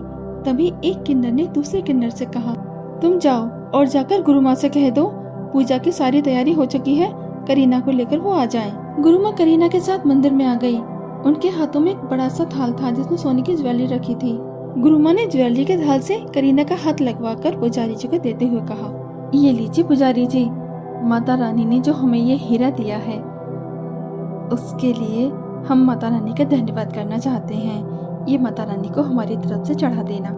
पुजारी जी ने करीना की तरफ देखा। उसे देखकर वो सोचने लगे, जैसा कनब ने बताया था ये बिल्कुल वैसी ही है, मगर इसका नाम तो उसने कुछ और बताया था। पुजारी जी को सोच में मग्न देखकर गुरु माँ ने कहा, क्या सोच रहे हो पुजारी जी, हमारी करीना हीरा नहीं बल्कि कोहिनूर है, कोहिनूर। अभी तो आपने इसका कमाल देखा ही कहाँ है। फिर गुरु माँ ने करीना के कंधे पर हाथ रखकर कहा, चल आजा बेटा, आज ढोलक मैं बजाऊंगी और तू गाएगी। गुरु माँ ने ढोलक पर थाप दी और करीना ने सुर लगाया। वो आंखें बंद करके भगवान का भजन गा रही थी। सारा माहौल भक्तिमय हो गया था। नताली की आवाज में जादू ही ऐसा था। अब तो पुजारी जी को पक्का यकीन हो गया। वो अंदर गए जहाँ पर कनव बैठा था। उन्होंने कनव की तरफ देखा। उसकी आंखों में खुशी के आंसू थे। वो समझ गए कि ये उसकी ही नताली है। उन्होंने उससे बोला, प्रेम को संभालो दीकरा, और इधर से बाहर की तरफ जाकर वहाँ से तुम्हें एक बार सामने से देखकर मुझे बताओ। उसने कहा, बाबा अगर किसी को मेरे पर शक हो गया तो? पुजारी जी ने कहा, नहीं होगा। उन्होंने 2 माला देते हुए कहा, ये लो माला, एक ढोलक बजाने वाले की गोद में रख देना और एक गाने वाले की, मगर अपनी भावनाओं पर काबू रख कर जाना, और हाँ, वहाँ रुकना नहीं है तुम्हें। पुजारी जी से माला लेकर कनव बाहर आ गया। इस समय उसके दिल में नगाड़े बज रहे थे। पूरा शरीर कांप रहा था उसका। उसने वो दोनों मालाएं दोनों की गोद में रख दी और वापस मुड़ गया। इधर अचानक से नताली को जैसे कुछ महसूस हुआ। उसने अपनी आंखें खोलकर इधर उधर देखा, मगर उसे वहाँ कुछ भी नजर नहीं आया। वो मायूस हो गई और मन ही मन माता रानी से प्रार्थना करने लगी। इधर कनव बहुत बेचैनी महसूस कर रहा था। पुजारी जी ने उसे शांत किया और कहा, माँ पर विश्वास रखो, सब ठीक हो जाएगा। फिर उन्होंने उसे एक छोटा सा कागज देकर कहा, ये लो, इस छोटे से कागज पर छोटे छोटे अक्षरों में जो मैं बोलूं वो लिखते जाओ। कनव ने वैसे ही किया। पुजारी जी ने उस पर्ची को एक सेब के अंदर बड़ी सफाई से रख दिया। फिर उस सेब को उन्होंने सारे सेबों के साथ मिक्स करके रख दिया और कनव से कहा, इन सेबों को ध्यान से देखो, इनमें कोई सेब खराब तो नहीं है। अगर एक भी सेब कटा या गला हुआ हो तो उसे निकाल देना। कनव ने सारे सेब देखकर कहा, सभी सेब बिल्कुल सही हैं। पुजारी जी ने कहा, ध्यान से देखो। कनव ने कहा, बाबा मैंने एक एक सेब देख लिया, सारे सेब ठीक हैं। उसकी बात सुनकर पुजारी जी मुस्कुराते हुए वो वाला सेब उसे दिखाते हुए बोले, ये देखो और समझो, हमारा आधा काम तो हो जाएगा अगर ये सेब नताली तक पहुंच जाए तो। जब किन्नरों का प्रोग्राम समाप्त हुआ तो पुजारी जी ने कहा, आप लोग बहुत शुभ अवसर पर आए हैं। इस समय मंदिर में एक योगी जी पधारे हुए हैं। सुना है उन पर माता रानी की कृपा बरसती है। वो अपने हाथ से जिसे फल देते हैं उसके तो भाग्य ही खुल जाते हैं। और वो योगी जी कुछ ही देर में अपने आश्रम पर यहाँ से लौट जाएंगे। उसके बाद पता नहीं फिर आएंगे भी या नहीं, क्योंकि वो एक स्थान पर सिर्फ एक ही बार जाते हैं। अगर आप लोग कहें तो मैं आपके लिए उनसे बात कर सकता हूँ। सभी लोग उत्सुकता से गुरु माँ की तरफ देखने लगे। गुरु माँ समझ गए अपने शिष्यों की मन की बात। उन्होंने पुजारी जी से कहा, पुजारी जी कोई पागल ही होगा जो ये अवसर अपने हाथ से जाने देगा। हम सबकी तरफ से आप उन योगी जी से प्रार्थना कीजिए कि अपनी कृपा का थोड़ा सा प्रसाद वो हमें भी दे दें। पुजारी जी ने कहा, अवश्य। और फिर वो अंदर चली गई। थोड़ी देर बाद बाहर आए और कहने लगे, देखिए मैंने उनसे बात कर ली है, वो अभी 5 मिनट में बाहर आएंगे। आप सभी लोग एक बात का विशेषकर ध्यान रखिएगा, आप लोगों को सिर्फ उनके चरणों के ही दर्शन करने हैं। भूले से भी अपनी आंखें उनके चरणों से ऊपर मत करना, उनका मुख देखने की कोशिश बिल्कुल भी मत करना, क्योंकि अगर वो क्रोधित हो गए तो उन्हें मनाना बहुत मुश्किल हो जाएगा और फिर किसी को भी उनका आशीर्वाद नहीं मिलेगा। एक बात का विशेषकर ध्यान रखना है आप लोगों को, वो जिसकी झोली में फल डालें वो अपने फल को किसी को दिखाएगा नहीं। वो फल बिना चाकू का स्पर्श कराए ब्रह्म मुहूर्त में खाना होगा उसे। आप सभी लोगों को अपना अपना फल एक दूसरे की नजरों से बचाकर रखना होगा और जब आप फल ग्रहण कर रहे हों तो इस बात का ध्यान रखिएगा कि आपके आसपास कोई ना हो। सभी लोगों ने हाथ जोड़कर अपनी सहमति दे दी और अपनी आंखें नीचे करके हाथ जोड़कर बैठ गए। थोड़ी ही देर में कनब बाहर आया और एक एक करके सेब सबकी झोली में डालने लगा। वो जैसे ही नताली के पास आया, नताली के दिल की धड़कन बढ़ गई। वो इन पैरों को अच्छे से पहचानती थी। उसने धीरे से निगाह ऊपर की। कनब ने आंखों के इशारे से उसे सब कुछ समझा दिया और आगे बढ़ गया। सभी लोग अपना अपना फल लेकर खुशी खुशी वापस आ गई। आज पहली बार उनकी करीना खुश नजर आ रही थी। गुरु माँ ने प्यार से उसके सिर पर हाथ रखते हुए कहा, आज पहली बार तेरे चेहरे पर खुशी देख रही हूँ। सब माँ की कृपा है, ऐसे ही खुश रहा कर। सभी लोग अपने अपने काम में लग गए। रात में जब सभी लोग गहरी नींद में सो गए तब नताली ने अपना सेब निकालकर धीरे से काटा। उसमें से पर्ची को निकालकर उसने पढ़ा। पढ़ते ही उसकी आंखों में चमक आ गई। नताली ने वो पर्ची मुंह में रखी और चबा गई। उसके बाद अपना सेब खाकर सो गई। सुबह जब सबने पूछा, करीना तुमने अपना फल कब खाया? जब हम उठे तब तो तुम सो रही थी। नताली ने कहा, मैं तो अब सबसे पहले उठ गई थी। उन योगी जी ने तो मुझे बहुत छोटा सा फल दिया था ना, इसलिए मैंने उसे जल्दी से खाया और दोबारा से सो गई। कुछ दिन ऐसे ही निकल गए। एक दिन सुबह 4 बजे जब सभी सो रहे थे, अचानक से नताली की आवाज गुरु माँ को सुनाई दी। वो उठकर उसके पास गई। उन्होंने देखा करीना नींद में बड़बड़ा रही थी। वो किसी को रोकने की कोशिश कर रही थी। बाबा रुक जाओ, बाबा मत जाओ, बाबा हमें छोड़कर मत जाओ, रुक जाओ बाबा, आप जो कहेंगे गुरु माँ वही करेंगी। बाबा रुक जाओ, मत जाओ हमें छोड़कर बाबा। उसके चेहरे से परेशानी साफ नजर आ रही थी। गुरु माँ ने आवाज देकर उसे उठाने की कोशिश की। करीना उठो, क्या हुआ बेटा? करीना। एक दो आवाज में ही नताली घबराती हुई उठकर बैठ गई। उसकी सांसें ऐसे फूल रही थी जैसे वो कहीं दौड़ लगाकर आई हो। गुरु माँ ने उसे सीने से लगाकर पूछा, क्या हुआ करीना? लगता है तुमने कोई डरावना सपना देख लिया। शोर सुनकर सभी लोग भी उठकर वहां आ गए थे। थोड़ी देर बाद जब वो सामान्य हुई तब उसने बताया, वो योगी जी जिन्होंने हम सभी को फल दिए थे, वो कह रहे थे कि तुम्हारी गुरु माँ तुम्हें यहाँ से कहीं और भेजने वाली हैं। जिस दिन वो तुम्हें यहाँ से कहीं और भेजेंगी उस दिन से उनकी अमावस्या की काली रात शुरू हो जाएगी। अगर वो चाहती हैं कि सब कुछ सही रहे तो वो तुम्हें खुद से दूर ना करे। गुरु माँ इतना बोलकर वो चले गए। मैं उन्हें पुकारती रही मगर वो मेरे देखते ही देखते एक रोशनी में गायब हो गए। नताली के सपने ने सभी को सोचने पर मजबूर कर दिया। एक ने कहा, गुरु माँ मैंने सुना है कि सुबह का देखा सपना सच होता है। गुरु माँ ने कहा, चुप रह, कुछ नहीं होता इन सपनों से। ये उनके बारे में सोचकर सो गई होगी, इसीलिए ऐसे ऐसा सपना दिखा है। अभी थोड़ी देर में ठीक हो जाएगी। जाओ अपना अपना काम करो। उधर कनब ने पुजारी जी के कहे अनुसार सारी व्यवस्था कर ली थी। कनब ने पुजारी जी से पूछा, बाबा आप कहते हो इंसान को कभी झूठ नहीं बोलना चाहिए, मगर आपने मेरे लिए इतना बड़ा झूठ क्यों बोला? पुजारी जी ने कहा, ये बात सही है कि जहाँ तक हो इंसान को झूठ का सहारा नहीं लेना चाहिए, मगर जब किसी की भलाई के लिए झूठ बोला जाता है तो वो झूठ नहीं होता। धीरे धीरे करके 15 दिन भी निकल गए। इधर गुरु माँ ने करीना यानी नताली को भेजने का प्रबंध कर दिया था। नताली आज बहुत उदास थी। वो बार बार गुरु माँ से कह रही थी, गुरु माँ मुझे आप लोगों की चिंता हो रही है, कहीं मेरा वो सपना सच न हो जाए। गुरु माँ ने उसे समझाया, करीना ऐसा कुछ भी नहीं होगा, तू आराम से जा। गुरु माँ ने उसे गाड़ी में बैठाकर रवाना कर दिया।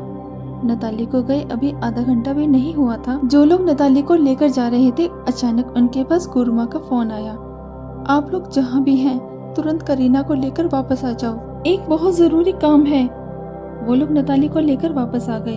यहाँ आकर नताली ने देखा सभी लोग अपना पेट पकड़कर करहा रहे हैं। बहुत बुरा हाल हो गया था सभी का।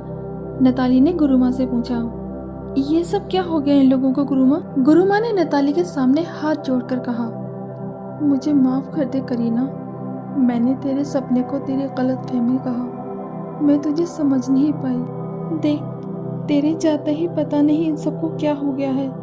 तू थी तब तक तो ये सब अच्छी खासी थी। मैंने पुजारी जी से फोन पर अभी अभी बात की। उन्होंने बताया कि तेरा सपना सच था। उन्होंने ही कहा था मुझसे कि तू जहाँ भी है वहाँ से तुझे बुलवा लिया जाए, तू ही इन सबको ठीक कर सकती है। पुजारी जी ने कहा है अगले 4 महीने तक तुझे हमारे ही साथ रहना होगा। अब तू जल्दी कर, कुछ भी करके इन सबको ठीक कर दे। इन सब की तकलीफ मुझसे नहीं देखी जा रही। नताली मन ही मन मुस्कुरा रही थी। वो फटाफट से किचन में गई और दवाई बनाकर ले आई।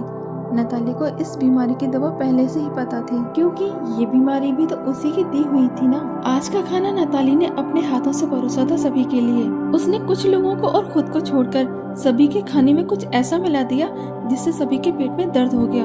नताली ने खाना नहीं बनाया था। अगर खाने में कुछ गड़बड़ थी तो खाना तो सबने एक साथ खाया था, तो दर्द तो सभी के पेट में होना चाहिए। मगर ऐसा तो कुछ भी नहीं था, इसलिए नताली पर किसी को जरा सा भी शक नहीं हुआ।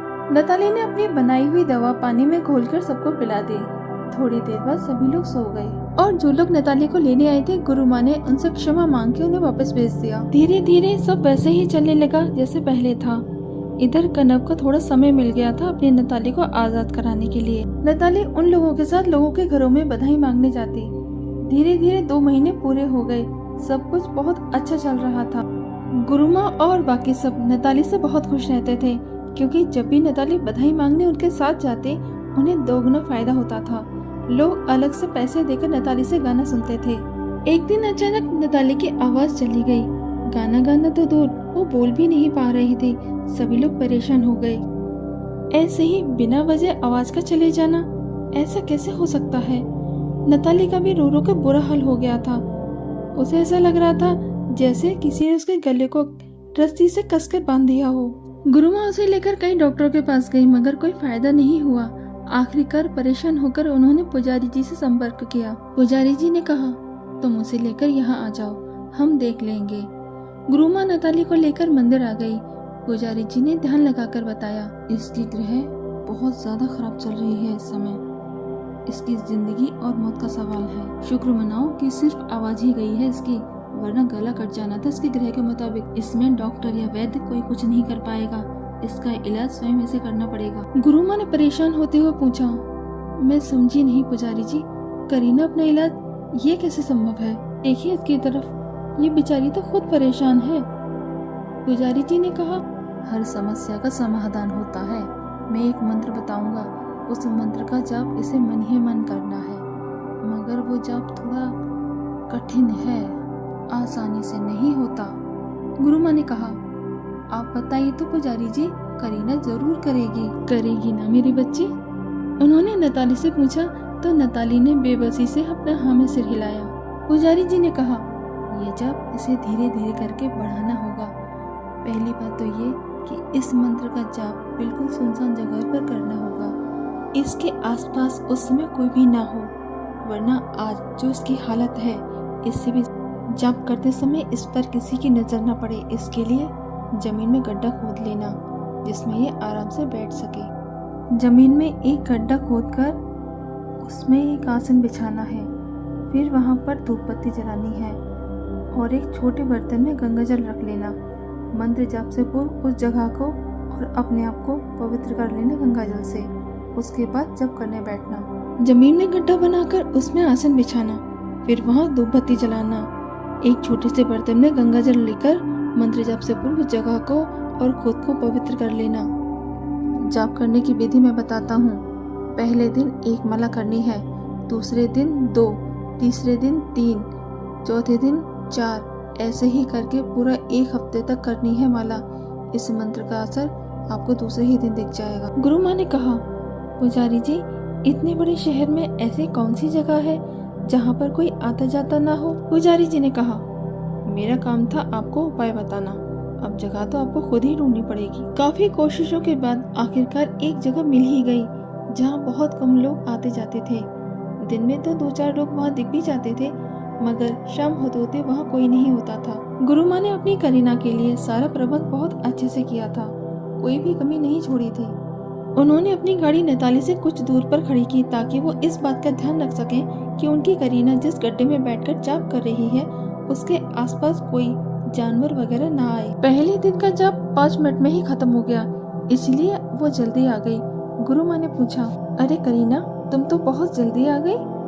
नैताली ने इशारों में कहा, छोटा सा मंत्र है गुरु माँ, और आज वैसे भी पहला दिन है तो एक ही माला करनी थी, इसलिए जल्दी हो गया। अब जैसे जैसे दिन बढ़ रहे थे, नैताली के गड्ढे से बाहर आने का टाइम भी बढ़ रहा था। 1 हफ्ता पूरा होने में अभी 2 दिन शेष बचे थे। गुरु माँ गाड़ी में नैताली का इंतजार कर रही थी। उनके साथ उनकी तो शिष्या भी थी।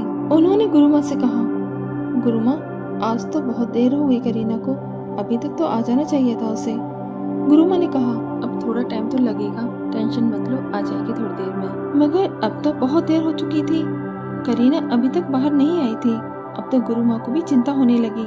उन्होंने कहा, सुनो, तुम दोनों जरा जाकर तो देखो क्या बात है, कहीं ऐसा न हो बेचारी जाप करते करते बेहोश हो गई हो। वो दोनों जैसे ही गड्ढे के पास पहुंची, दोनों जोर से चीखी, गुरु माँ, यहाँ आइए, गुरु माँ, जल्दी आइए। गुरु माँ घबराते हुए वहाँ आई और जैसे ही गड्ढे में झांका, उनकी आंखें फटी की फटी रह गईं, क्योंकि वो गड्ढा खाली था, वहाँ कोई भी नहीं था, मतलब साफ था, बुलबुल आजाद हो गई थी। गुरु माँ बेहोश होते होते बची। उनकी दोनों शिष्या उन्हें किसी तरह संभाल कर घर ले गईं। जिस दिन गुरु माँ करीना के लिए जगह फिक्स करके गई थी, कनव उसी समय से अपने काम पर लग गया था। उसने उस गड्ढे तक एक गुप्त सुरंग तैयार कर ली थी। उस दिन जैसे ही नैताली उस गड्ढे में उतरी, कनव उसे उसी सुरंग से बाहर निकाल कर ले गया। उस समय इस बात पर किसी ने ध्यान नहीं दिया। बाद में जब होश आया तब वो लोग उस गड्ढे की छानबीन करने पहुँचे, मगर अब बहुत देर हो चुकी थी। उधर कनव ने सारी तैयारी पहले से ही कर ली थी। वो नैताली को लेकर सीधा एयरपोर्ट पहुंचा और अपनी नैताली को लेकर सीधा अमृतसर चला गया। वहाँ पर कनव के बहुत अच्छे दोस्त का फार्म हाउस था जो खाली पड़ा रहता था। कनव ने अपनी पूरी बात उसे बताई तो वो कनव की मदद करने के लिए तैयार हो गया। कनव के उस दोस्त का नाम सत्या था। कनव ने उससे सारा अरेंजमेंट करवा लिया था। उसने वही नैताली के लिए सारी व्यवस्था कर दी थी जिससे वो उसका गाना रिकॉर्ड कर सके। सत्या ने नैताली को सलाह दी, तुम हमेशा क्लासिक गाने गाती हो, सभी ने आज तक तुम्हारे वही गाने सुने हैं, लेकिन अब से तुम क्लासिक गाने नहीं गाओगी। तुम अपने गानों में पंजाबी तड़का मारो और अपने गानों पर सबको बल्ले बल्ले करने पर मजबूर कर दो। और ये लो फोन, तुम दोनों अपने पास रखो, इसमें मेरा नंबर फीड है। जब तुम्हें मुझसे कोई बात करनी हो तो व्हाट्सएप पर कॉल करना। यहाँ वाईफाई लगा है, इसलिए नेटवर्क की कोई प्रॉब्लम नहीं होगी तुम्हें। नैताली ने कहा, वो सब तो ठीक है, मगर मैंने आज तक इस टाइप के गाने कभी नहीं गाए। सत्या ने कहा, तुम पहले अच्छे से प्रैक्टिस करो इस फोन की मदद से, उसके बाद हम तुम्हारा गाना रिकॉर्ड करेंगे, ठीक है? तुम पहले रिलैक्स हो जाओ, फिर कुछ करना। चलो अब मैं चलता हूँ, तुम लोग आराम करो। बहुत ही कम समय में नैताली की प्रैक्टिस कंप्लीट हो गई थी। अब वो पूरी तरह से तैयार थी। इस समय उसके गानों को सुनकर कोई नहीं कह सकता था कि ये आवाज उसी छुई मुई सी नैताली की है। सत्या ने उसके गाने की रिकॉर्डिंग अपने पास रख ली और स्टूडियो पहुँच गया। वहाँ जाकर उसने वो रिकॉर्डिंग सुनाई। हालांकि ये सब इतना आसान नहीं था उसके लिए, मगर फिर भी उसने हार नहीं मानी। 1 दिन 2 दिन कई दिन चक्कर लगाए, घंटों इंतजार किया, तब कहीं जाकर उसका नंबर आया। रिकॉर्डिंग सुनते ही सबके चेहरे खिल गए। उन लोगों ने कहा, इस आवाज में कशिश है, तुम उसे यही छोड़ जाओ और अपना फोन नंबर दे जाओ, हम तुम्हें फोन कर देंगे। उसी दिन तुम इन्हें लेकर जिनकी ये आवाज है यहाँ पहुँच जाना। उन लोगों में से एक ने सत्या को काट देते हुए कहा, अब इंतजार था तो सिर्फ फोन कॉल का। कई दिन निकल गए मगर अभी तक किसी का फोन नहीं आया। वो तीनों ही मायूस हो गए। एक दिन नैताली और कनव दोनों बैठे बैठे इसी बात पर चर्चा कर रहे थे। नैताली तो लगभग निराश ही हो गई थी, कनव उसे हिम्मत दे रहा था। तभी अचानक सत्या आया। आज तो वो कुछ अलग ही मूड में लग रहा था। उसके हाथ में एक बड़ा सा पैकेट था। उसने मुस्कुराकर लंबी लंबी सांस लेते हुए वो पैकेट उन दोनों के सामने रख दिया और बोला, खोलो इसे और इसमें जो भी है पहनकर जल्दी से तैयार हो जाओ। कनव ने कहा, तैयार हो जाओ तो ऐसे बोल रहा है जैसे किसी पार्टी में लेके जा रहा हो। सत्या ने कनव के दोनों कंधों को पकड़कर झिझोड़ते हुए कहा, पार्टी भी होगी लाली दी जान, तो चिंता न करी। कनव और नैताली उसे आश्चर्य से देखने लगे। आखिरकार सत्या ने ही उस पैकेट को खोला और उसमें से कपड़े निकालकर उन दोनों के सामने रख दिए। कपड़े देखकर कनव और नताली दोनों एक साथ बोले, ये क्या लेकर आए हो तुम? हम ये नहीं पहनेंगे। सत्या ने भी दोनों की नकल करते हुए कहा, क्या लेकर आए हो? हम नहीं पहनेंगे। मुझे क्या? मत पहनो, बिल्कुल मत पहनो। बाहर जो तुम्हारे चाहने वाले तुम दोनों को तलाश करते घूम रहे हैं ना, वो तुम्हारे रिश्तेदार, उनसे कैसे बचोगे? वो लोग बेताब हैं तुम लोगों को गले लगाने के लिए, तुमसे गले मिलने के लिए। जाओ। कनव समझ गया सत्या क्या कहना चाह रहा है। उसने कहा, सॉरी यार, हम तो भूल ही गए थे। तुमने सही कहा, थैंक्स यार हमें याद दिलाने के लिए। हमारे तो दिमाग से पता नहीं कैसे निकल गया कि वो लोग नताली को इतनी आसानी से अपने हाथों से कैसे जाने देंगे। और इस समय तो वो लोग और भी ज्यादा बौखलाए हुए होंगे, क्योंकि मैं नताली को उनकी नाक के नीचे से जो निकाल कर लाया हूँ। चल ठीक है, तू 2 मिनट दे, हम अभी तैयार होकर आते हैं। कुछ ही पलों में नताली और कनव सत्या के सामने आकर खड़े हो गए। एक पल को तो वो भी उन्हें नहीं पहचान पाया। कनव तो पूरा सरदार लग रहा था और नताली उसकी नई नवीली वट्टी यानी कि पत्नी, जिसने अपना खूबसूरत चेहरा दुपट्टे से ढका हुआ था। तीनों उसी एड्रेस पर पहुंच गए जो उस दिन स्टूडियो से सत्या को दिया गया था। वहाँ पर उन तीनों को 1 घंटे तक इंतजार करने को बोला गया। 1 घंटे बाद उन्हें बुलाया गया। एक बहुत सुंदर सा कमरा था जिसमें 3-4 लोग पहले से बैठे हुए थे। इन सभी का संगीत की दुनिया में बहुत नाम था। उन लोगों ने तीनों को बैठने का इशारा किया। वो लोग कनव से या नताली से कुछ पूछ पाते उससे पहले ही सत्या बोल पड़ा, वो सर बात ये है कि ये लोग पहली बार यहाँ आए हैं। ये मेरा दूर का रिश्ते का भाई लगता है सर। बहुत सीधे साधे लोग हैं, ये गांव से है ना, अभी नई नई शादी हुई है सर। उस दिन परचाई जी को मैंने गुनगुनाते सुना तो मुझे लगा कि ये आवाज तो संगीत की दुनिया में धमाल मचा सकती है, इसलिए मैंने इनके कुछ गाने रिकॉर्ड किए। और उस दिन अभी सत्या की बात पूरी भी नहीं हो पाई थी, उन लोगों ने उसे घूर कर देखा और कहा, अब क्या गाना भी तुम ही गाओगे? जब से आए हो तुम बोले जा रहे हो। ठीक है, गांव के सीधे साधे लोग हैं, मगर गूंगे तो नहीं होंगे। फिर उन्होंने कनव और नताली से पूछा, नाम क्या है तुम दोनों का और कहाँ से हो? जल्दी में कनव को कुछ नहीं सूझा तो उसने अपना नाम श्रेयस और नताली का श्रेया बता दिया। नाम सुनकर वो लोग हंसने लगे और बोले, अरे भाई, तुम दोनों पति पत्नी हो या भाई बहन? ये सुनकर कनव थोड़ा सकुचा गया। उन लोगों ने कहा, माफ करना, हम लोग मस्ती कर रहे थे। फिर उन्होंने नताली से कहा, मैम आप ये घूंघट हटा सकती हैं क्या? कनव ने कहा, जी माफ करना सर जी, हमारे यहाँ की औरतें अपना चेहरा सिर्फ अपने घर वालों को ही दिखाती हैं। आपको जो कुछ भी पूछना है आप ऐसे ही पूछ लीजिए। उन्होंने कहा, ठीक है। अच्छा ये बताओ, तुमने संगीत की शिक्षा कहाँ से ली है? नताली ने कहा, सर जी हमारे यहाँ लड़कियों को बाहर जाने की इजाजत नहीं दी जाती और ना ही कोई बाहर वाला हमारे घर आ सकता है। हमने तो रेडियो से ही सीखा है। रेडियो में जो गाने आते थे हम उनके साथ साथ गाते थे, बस ऐसे ही सीख गए। उन लोगों ने पूछा, क्लासिक गाने गा लेती हो? नताली ने खुश होकर कहा, जी सर जी, आपको कौन सा गाना सुनना है हम सुना देंगे। उन लोगों ने एक से एक कठिन गाने दिए नताली को गाने के लिए, मगर नताली ने ऐसा सुर लगाया सभी ने दांतों तले उंगली दबा ली और एक दूसरे को देखने लगे। कनव ने पूछा, क्या हुआ सर जी, आपको अच्छा नहीं लगा? उन लोगों ने कहा, अच्छा, अरे ये तो बहुत बहुत अच्छा गाती हैं। हम तो मान ही नहीं सकते कि इन्होंने संगीत की शिक्षा नहीं ली है। ऐसा तो हो ही नहीं सकता, बिना किसी के सिखाए सुरों पर इतनी अच्छी पकड़।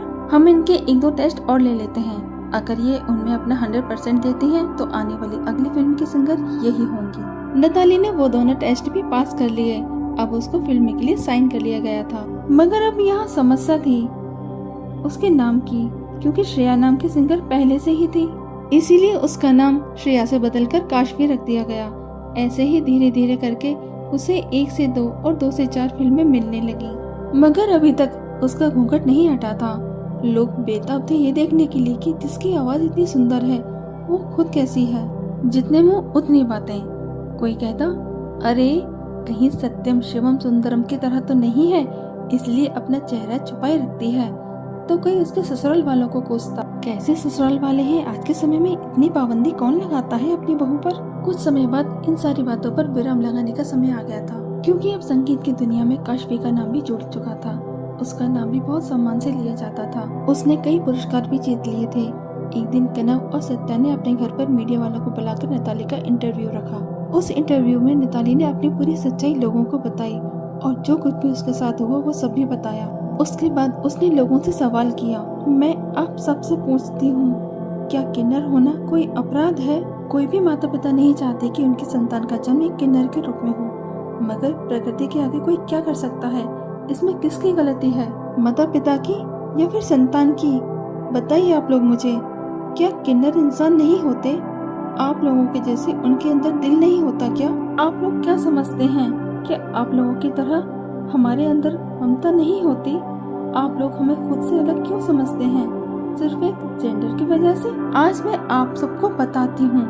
हाँ, मैं हूँ एक किन्नर और इस बात का मुझे कोई भी मलाल नहीं है। ठीक है, मैं मानती हूँ प्रकृति ने मुझसे मेरा अस्तित्व छीनकर मुझे इस दुनिया में भेजा, मगर ईश्वर ने कनव के रूप में मुझे एक ऐसा जीवन साथी दे दिया जिसने मुझे कभी भी मेरी कमी का एहसास होने नहीं दिया। हम किन्नरों को आप लोगों से कुछ भी नहीं चाहिए, सिर्फ आप लोगों का प्यार और अपनापन चाहिए। हम भी आप ही की तरह इंसान हैं, दर्द हमें भी होता है, आंसू हमारे भी निकलते हैं। अगर आप लोग चाहें कि मैं आगे भी गाती रहूं, तो अपना आशीर्वाद मेरे ऊपर बनाए रखना। तो दोस्तों, कैसी लगी आपको ये कहानी? कमेंट करके ज़रूर बताएं। और दोस्तों, इस कहानी को लिखते समय अगर मुझसे कोई गलती हो गई हो, कृपया मुझे क्षमा कर दें और मेरे चैनल स्टोरी टेलिंग को सब्सक्राइब करना ना भूलें।